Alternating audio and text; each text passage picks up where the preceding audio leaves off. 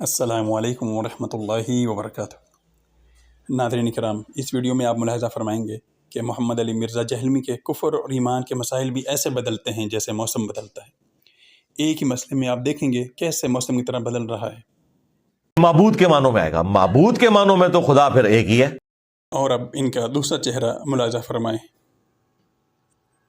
لیکن نظام چلانے کے معنوں میں آپ رب، خدا باپ کے لیے استعمال کر سکتے ہیں، کوئی بیوی اپنے خاوند کے لیے استعمال کر سکتی ہے۔ ناظرین کرام، اب ایک ان کا تیسرا روپ بھی ذرا ملاحظہ فرمائیں۔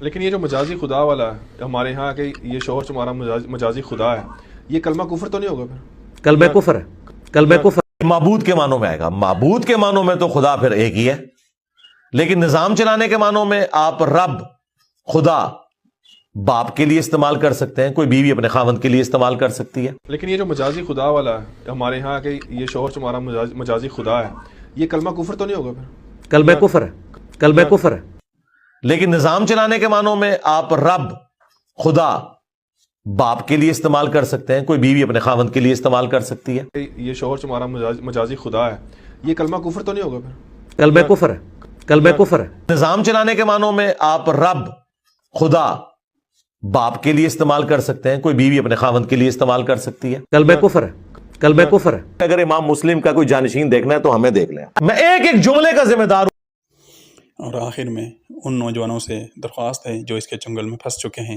کہ اللہ کے لیے غور و فکر کر لیجئے کہ جس شخص کا ایمان و کفر ایسے بدلتا رہتا ہے اس کی انتہا کہاں پر ہوگی۔ اس لیے اپنا ایمان بچا لیجئے اور اس کی گمراہیوں سے بچ جائیے۔